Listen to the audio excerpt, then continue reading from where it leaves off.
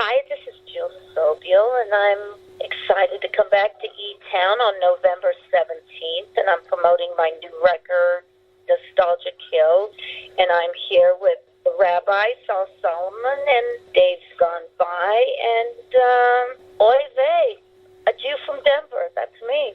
Oh, shalom, my friends. This is your old pal, Rabbi Sol Solomon, founder and spiritual leader of Temple Sons of Bitches in Great Neck, New York. And I am so thrilled. You know, it is rare for someone to be on the Dave's Gone By Facebookio radio program of the stream more than once. Like 2 times. Ooh, that's a big honor. That's a glorious thing. But this person that I am about to talk to now, she, counting today, will have been on Dave's Gone By for 3 times over the years. The only sad part is, it's been more than a decade since we last talked to her. But guess what? Jill Sobule is still out there. She is performing, she is touring, and she has a wonderful new CD called Nostalgia Kills. You know, the New York Times music critic John Perales once said that Jill Sobule could claim her place among the stellar New York singer-songwriters of the last decade. Now, granted, he wrote that in the year 2000, so in this current decade, who the hell knows? But I think, judging by her CD, she's still great, and she's still here, and she's Jill Sobule. Shalom, Jill! Shalom, Rabbi. I'm so happy to be talking to you. It's been too long. It has been. It's been a decade since you've been on the program. How you been overall? Was it a good decade? You know what? I'm healthy.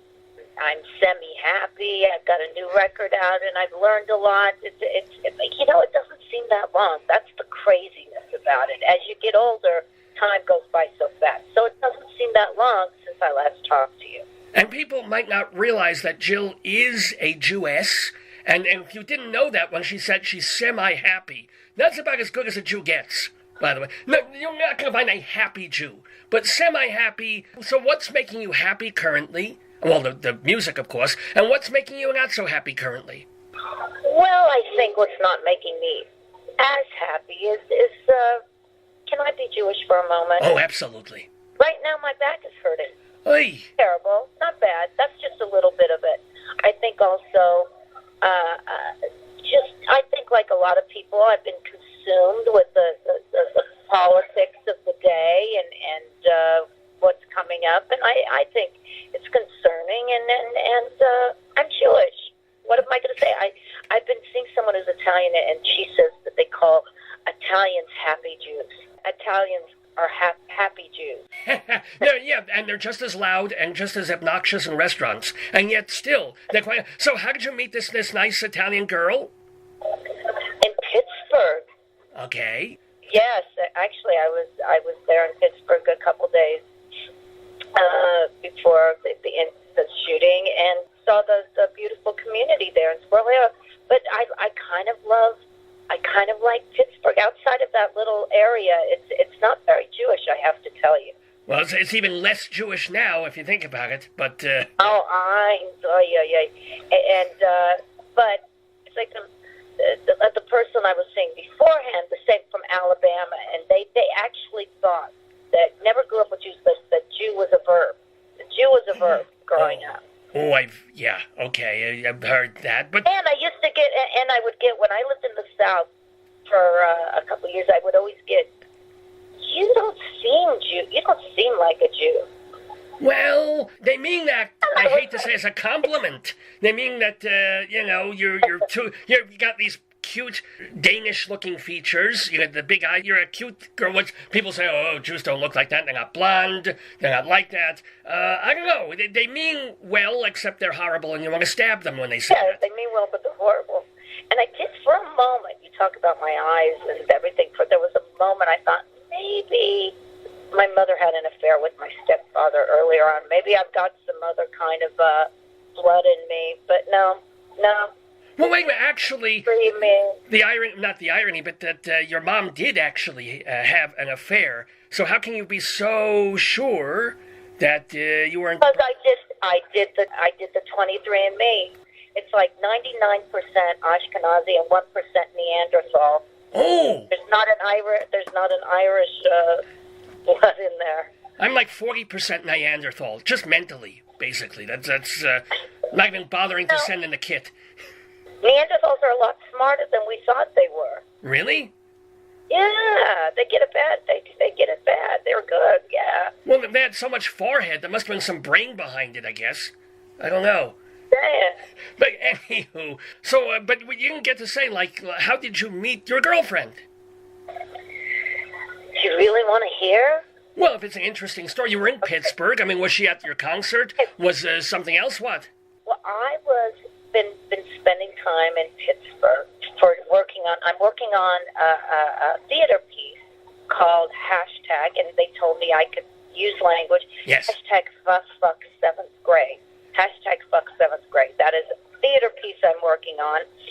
So I was in Pittsburgh and working with this at the theater company, and I had put on a house concert, and I met this woman. I met her a couple times before, and I was we're workshopping the theater piece, and it's really about how horrible 7th grade is. But there's one song about the first kiss you ever had. Like, do you remember it's always awkward. Sometimes it's done with spin the bottle, but do you remember the first kiss you had, Rabbi? Yes, unfortunately, Jewish people in Israel kiss each other on the mouth. Even the rabbis do. So it was a lot of beard and a lot of fish breath. You don't want to know from it. Wow, that's a new one. Yeah. But your first kiss, was it that Wendell Lee guy or no? No, well, the first kiss was in 6th grade, and it was a spin the bottle, and it was, not a lot of tongue. It was just a dumb kind of kiss. I remember it was Robbie Naiman. Oh, okay. Nice Jewish boy, who, by the way, Robbie Naiman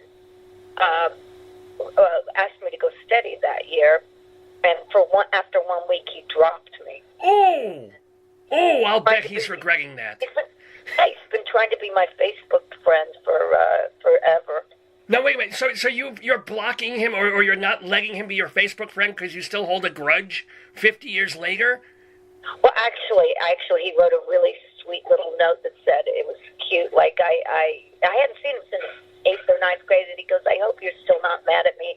And I did my best kind of Tallulah Bankhead, and I wrote him back saying, I always knew you'd come crawling back one day. But I've talked to him. Oh, all right. Because, there's grudges. I'm friends on Facebook with people who used to bully me and pull up my underwear and things. And you're friends with them? Yeah, and they did it just last week. I still have the burns. But no, I'm kidding. I don't know what that means. But so this woman you saw at the house concert, she did. What? Sorry, what? Oh. So the story is, I was writing a song about the first awkward kiss, and just the little thing you have, like, and so we were flirting and texting each other. I can't believe I'm saying this, and I'm the least flirty or forward person ever. I'm just so shy about that stuff. But I wrote her and said, I'm writing a song about the very first kiss, how awkward and weird it is. Why don't we reenact it for like 5 minutes? Just the pre-kiss, not, the where. And that's how it started. Oh, well, mit mazel. Because how does it feel, though? You're getting into this new relationship, and yet you have to promote and sing songs from an album that are partially based on a breakup of an older relationship. Is there a disconnect there? No, because when you sing when I sing, I just go back in time. I go back and sing it, and the thing about it is, and maybe there's a Jewish thing there too, is that I'm so much better at singing, writing really sad or depressing or angry or breakup songs. They're just so much more easier when you're trying to write a song about the happy stuff. It's really a harder thing to do because you got to be aware if you're going to be cheesy or not, and so. You skirted that with a song on one of your earlier albums where you said, I don't want to be bitter, I don't want to be jaded. So that's kind of straggling both lines. You can do that. I can do that too. So who knows what my next songs will be? You know, it's very early on. I still have plenty of time to get miserable with it. Yeah, you are Jewish. This is true. But we're reminding people that we're talking with the wonderful Jill Sobule, talking about her new album, Nostalgia Kills. You've got a song on there that's already a single there called I Don't Wanna Wake Up. And what's interesting to me about that is, and there's a couple of songs on this album and previous albums, it's funny, like, we talked 12 years ago. And I remember you saying that you love dreams and you have these romantic, not romantic, but adventure fantasy dreams, like wearing a pith helmet and being on a dig and falling in love with someone and having these scary Indiana Jones type things. And it's still there, this idea of wanting to escape into dreams. Oh, I think I'm one of those that I make an active effort to remember my dreams, to write them down when I get up. I find that if you don't, that you're missing such a big part of your life. And I have to admit that I Don't Want to Wake was a little bit mixed in with some mushroom. There was a little bit of psychedelic involved in that one too. Oh. It was a dream state, and I felt like I hadn't done that since I was in 10th grade. Why did you, I guess like our age, I should say, you're less worried about killing brain cells and going on a trip that you can never come back from? Yeah, what's the worst that can happen? Well, I'm not a person that, like, I don't like weed. It makes me paranoid, and I've really never been a drinker. So, and I was going through something that people you keep hearing about and try a little microdosing or try a little mushroom. And so I was like, okay, I'm going to do it. At the same time, when I was writing that song, I was reading a lot about the history, like history of God, historical Jesus, just a lot of nonfiction on religion. And I think on that, if you listen to it, it straddles between a good trip and a bad trip. As does life. As does Judaism, for gosh sakes. I know, right? I know. My problem is I tried writing some Hasidic song while doing mushrooms. Didn't work. I tried red How did pepper. it go? No, I tried red pepper. That didn't work either. Spinach, kale, nothing. Hummus I tried. Didn't do a damn thing for me. I don't know what you see in mushrooms. Were they marinated? They were awful tasting. Oh. But I'm also a person, I just took such a teeny little bit. But, yeah, but it just brought up, it was an interesting experiment. Well, here's a song. Speaking Next time I see you, I'll come and we'll make a little mushroom souffle for you. Oh, I would try that. That would be good. It has to be kosher, though. You know that. But they're so kosher. And no meat and milk in there. You can have cream, but then I have to wait an hour before I swim. It all gets very complicated. I don't know what I'm talking about anyway. But other songs on the album, since it all has to deal with a lot of it, with nostalgia and thinking back, the good and the bad. You have a wonderful song called The Island of Lost Toys. And I want to ask you, was there a... What's actually Island of Lost Things? Oh, I'm sorry, Lost Things. Excuse me. I confused it with Island of Misfit Toys, which is basically where I belong. Yeah. But it's Island of Lost Things. So was there something that you had growing up that either you still keep or have, or something that you always wish you could find that you may have tossed out, like a Toy Story thing? Well, yeah, in fact, I loved when I was a little girl. I loved anything to do with spies, and I loved James Bond and the Adventures and Man from U.N.C.L.E. I'm Dating Myself, anything spy-like. And I remember having the Corgi, a car. I had the 007 Aston Martin car, which I loved. It had the ejector seat, a little guy that would, everyone lost, that would come out. And like all my things, my mother threw them away or gave them away. And I thought about that forever. And last year, someone who actually works at the Spy Museum in Washington, D.C., I talked about it, and I got it in the mail. Oh! See, it's good to be sort of famous, isn't it? You get to mention things. It's kind of like when the Beatles were at the peak of their beagledom, and Paul got on the thing and said, I mentioned at one point that we really love jelly babies. And then everybody started sending us, please stop sending us jelly babies. He should have said, hey, please start sending us money. That would have worked. Now, what was something from your childhood? Oh, I used to have an inflatable etrog. I missed that. That was fun. I used it as a pillow on airplanes. It was wonderful.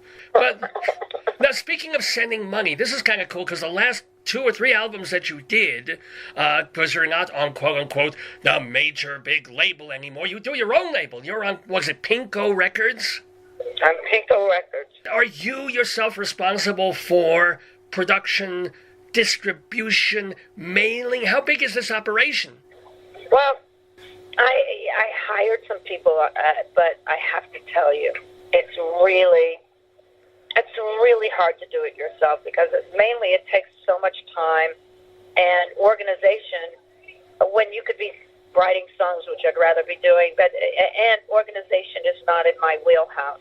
So it's been, that's why it's been a while, but the artist has to do a lot themselves unless they're the 0.001% of them.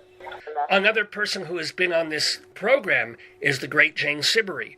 And she was one of the pioneers. I love her so much. Oh, yeah, genius. But she was one of these pioneers also in taking her entire career into her own hands. But at a certain point, it was like, you get up in the morning and suddenly you're addressing envelopes and sealing them and going to the post office. And, should an artist have to do that much beyond the creative part?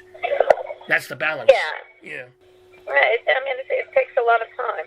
And you get things, I'm not sending them out personally, but I have someone doing them. But I'm getting all the things like today.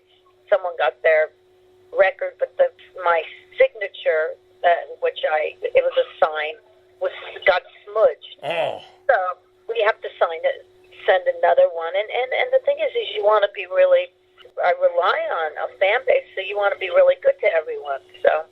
People who have been good to you, you mentioned, this is a kind of a cool thing that you do, is on the end of the CD, you have a little song where you mention a bunch of people who gave a certain amount of money towards the fund, whether it was Kickstarter or Indiegogo, to raise the money for the CD. And among them, how do you know Fred Savage, the Wonder Boys guy?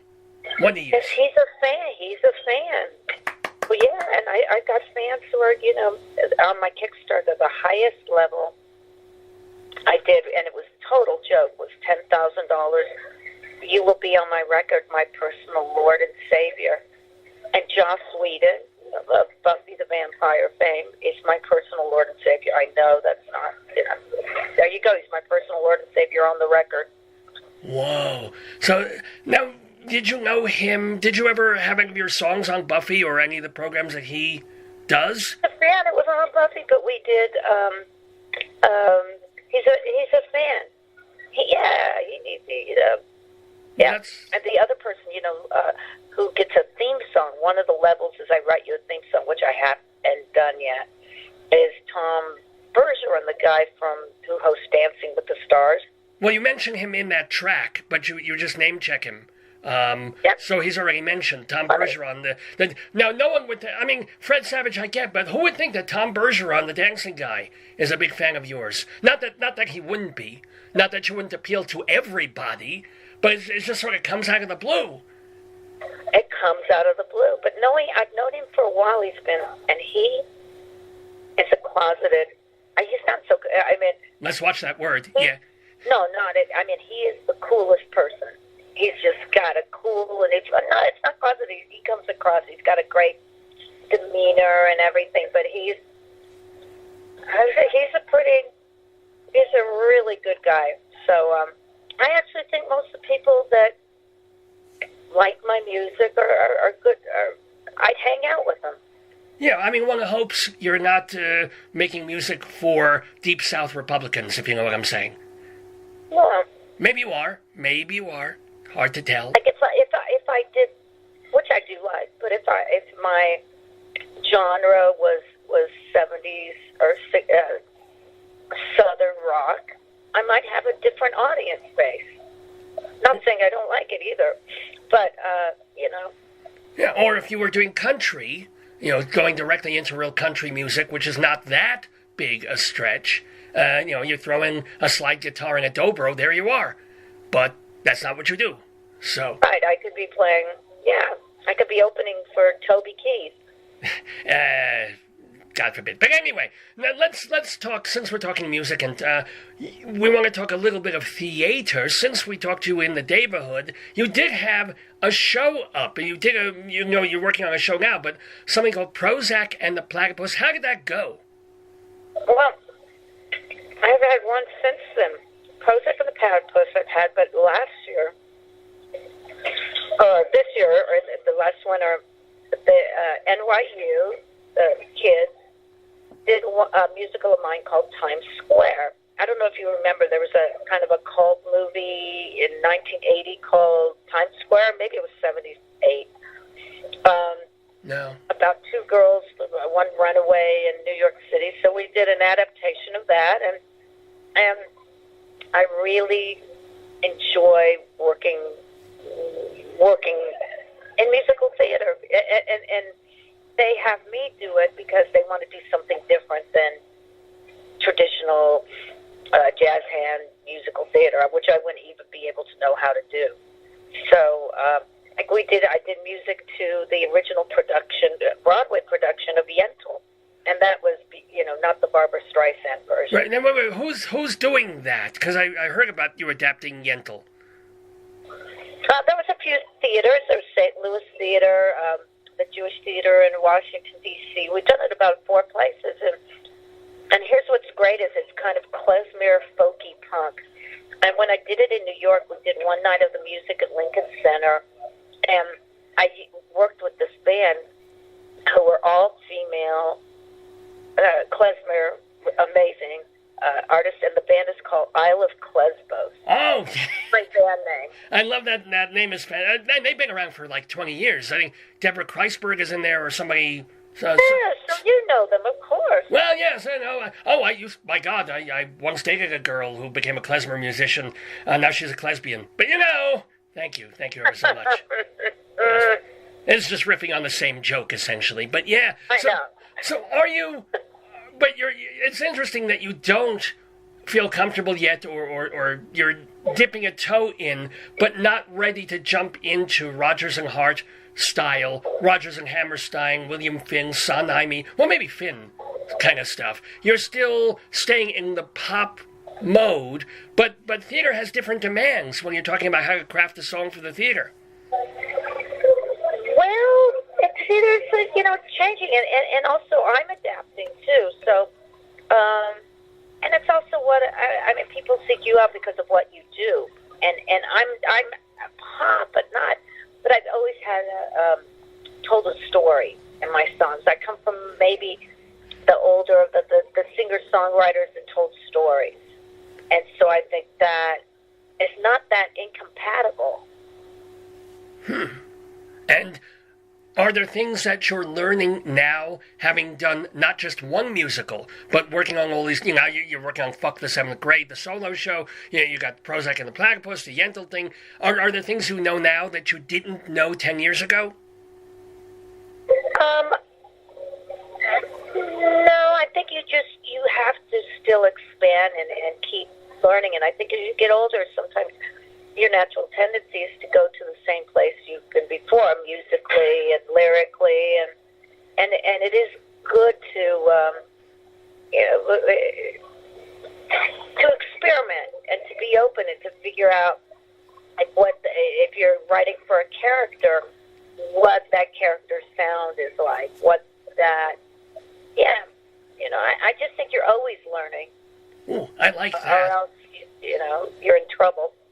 Now, you started off, you were in a band many, many years ago, but essentially people think of you as a solo artist, and yet more and more, especially if you're doing theater and things like that, you're collaborating. You do a lot with Julia Sweeney, and then there's somebody named Robin Eaton who you apparently co-write a bit with. How do you do that in terms of knowing when you want to write a song by yourself, and when you sit down with someone else and say, okay, I'm open, you're open, let's see what happens? Well, I think in the case of Robin, because we've been doing it for over 20-something years, that we know each other so well. We know, it's that kind of relationship when I got a great idea, and I'll be able to say that sucks, and we can laugh at it. There's no Okay, but ego involved, and so that's easy to do. And in terms of, sometimes it's easier when you have collaborators. One is the lyricist and one is the composer, but you generally do both. So do you sort of reserve the melody for yourself and then collaborate on the lyrics, or is it all sort of up for grabs? It's always different. If it's a song for me, I kind of have the final say on things. I'm bossy, but I have no ego. That's kind of an ideal combination there. Almost sounds like a contradiction in terms, but I get it. It's like you want the best for the song, and you're not going to let anything as an artist stand in your way of getting that, but you're also not going to be an asshole about it. Right. If only I could learn that, yeah. If only you could be that way? Yeah. I'm just horrible every possible way, it's true. Now, also, I want to ask the wonderful Jill Sobule here about, I lost what I was going to. Oh, yes. You've been doing now, among the other things that you have to do when you are your own career, in a way, when you own your own career, is you do these house concerts where it can be anything from a few people who have a lot of money can hire you and you do a little thing, or somebody's got a big backyard and they make people pay $20 to get in and they have a wonderful night. So, do you have any amazing, funny, or weird or scary stories in doing these concerts, not in halls, but essentially in people's living spaces? That's the other thing, is that I've done so many of them over the last couple of years, and nothing comes to mind as weird or anything odd. There's some fabulous things when people have their houses on a cliff in Monterey Bay, and they're all so different. There was one that I loved. We did. It was in Virginia, outside of D.C., and a guy instead of his house, he rented a VFW hall. So, but it was still open for the customers. So it was this combination of people that see my music and Vietnam vets sitting at the bar eating, hot nuts, and everyone got on. There was something so great about it. It had shag carpet and wow. It was a great scene. It's always so different. That's the thing too. And what a perfect place to do an album called Nostalgia Kills than a VFW hall with shag carpeting from the 1970s. It fits. It certainly fits. Totally fits.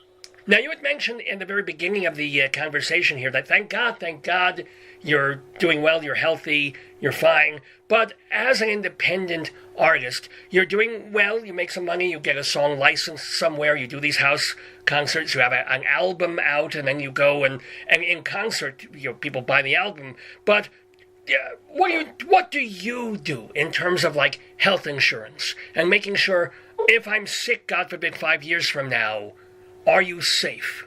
I think I'm probably in a little better place than most because but my insurance could, when you're with a SAG or an ASCAP, which is great, but you have to keep up a certain level of income, and it's always a little bit dicey. And that's the thing, is musicians really have always had a really sad SAG union, and there's no health care, and I know so many people that are, have gone into bankruptcy, musicians, and it's as the music industry is nobody's buying music and everyone's streaming, and then artists like myself can't regularly hire musicians to go tour with. So I think it's there used to be a working class musician and a middle class musician who can't find, I don't know where people, how people can do it as much anymore. It's got to figure out new ways, and that's part of the crowdsourcing is one of them, and.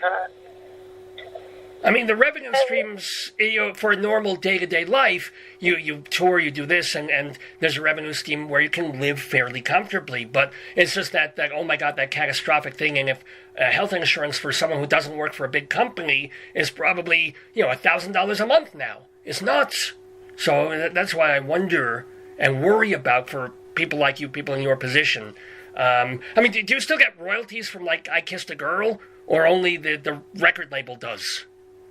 Oh my God! Yeah, because I never really recouped because they put in so much money at the time, and people having semi-hits right now. I mean, it's shocking what people are making nowadays that are actually having semi-hits right now. Now, I am kind of also wondering, and this is more of an aesthetic question, but in terms of since you're not with a label, you're the own label. Deciding, like, when you write a song, it's like, I'm going to keep this acoustic, it sounds nice, it'll be cheap, versus, I want this produced, maybe a little strings, maybe, because I want to get across the idea that Nostalgia Kills has a lot of instrumentation on it, it's lovely, it isn't just a little folk strummy album.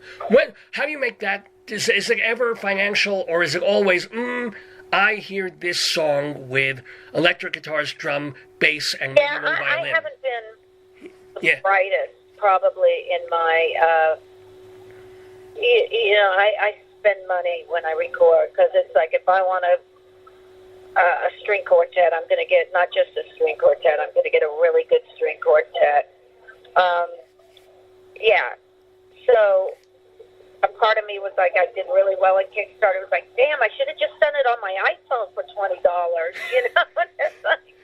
But, I still have that old world sensibility where if I hear something I wanted, I'm going to do it. And another question is that it has taken a very long time for this album to come out, but it's not as if you hadn't been writing bunches of songs, not even the ones that for the theater, but you put things on your website all the time, as you said, your iPhone and probably YouTube stuff. Is there ever going to be here's an idea for you, like a compilation box set of the Sobule rarities? That's a really good idea. Well, I put together Jill Comes Alive, which is like a curated live show. Of 18 songs of live songs, and I really love that. And people can get it at my store at jillsobule.com. But I really like the idea of this. Hopefully, I feel like I'm getting my name a little more out there, and people are discovering or rediscovering me. So I think that's a really good idea, Rabbi. Oh, well, there you go. See, it was Bashert that we spoke today. Also, Bashert, that you reminded everybody of your website, JillSobule.com. It's Jill spelled the usual way. Well, usually it's in Hebrew, but now it's in English. Jill Sobule, SOBULE.com. And, of course, please go see her on November 17th at E-Town Hall in Boulder, Colorado. Beautiful Boulder. Now, is that a solo acoustic, or do you have a band, or what will people see there? No, they're going to see me acoustic, but I want them to know it's not just like a girl with a guitar or boy with a guitar. I tell stories. I wing it. I never know what I'm going to play. Wow. Wing it. I'll tell stories. I'll gossip. It sounds like a tremendous amount of fun, and I only wish we could. Everybody listening, go see her if you're in Colorado, and of course you're in the midst of a tour. You'll be in other cities too during this. I'm going to be. I don't have that in front of me. I just have Colorado. Oh yeah, I'm going to be in St. Louis. Go to my website, jillsobule.com, and people can see where I'm going to be. And of course, people can buy your new CD, Nostalgia Kills, at JillSobule.com as well. As always, it has been a joy and a delight. I would say, if you're going to pick a second single from the album, I Put My Headphones On. That's just... I was going to just say it. Oh, go ahead, say it then. What? I Put My Headphones On. Yeah, it's just so catchy and such a wonderful tribute. And again, it's that idea of being taken out of the current life and either dreaming or just going where the song is taking you. Do you remember the moment of that song's creation? Because it's already one of my favorite songs of yours now of all time.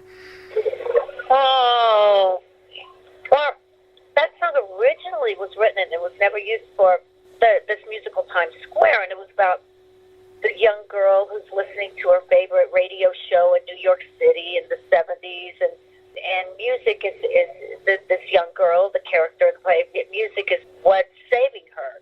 It's really her only solace, and the character was kind of me. So we didn't use the song, and I changed it and made it more me, and so that's where it came from. Actually, that does lead... I know I just said that was the last question, but now it's the penultimate question, leading to the last question, which is, when people listen to, especially this current album, I mean, how much do you fudge a little, or how much is really autobiographical when you give a lot of details in a lot of the songs? Is it like... I think this one's really autobiographical. Oh. Sure. Oh, I hope it comes with a lyric sheet then. Because, well, of course, it should come with a lyric sheet because Jill Sobule is a marvelous lyricist as well as a greatly lyrical composer. You've got to get her old albums and especially her new one, Nostalgia Kills. It is killing me to let you go, but I know you have busy things to do and to prepare and tour. So, Jill Sobule, it just remains for me to say what a blessing it has been to have you back in the neighborhood. It's been a joy to talk to you, and it won't be this long, I promise. Halavai. Let's not make it 10 years. I mean, it won't be 2 weeks. We got to leave a little time, but several weeks, and when we'll do this again. I'm ready. Shalom to you. Shalom, Rabbi.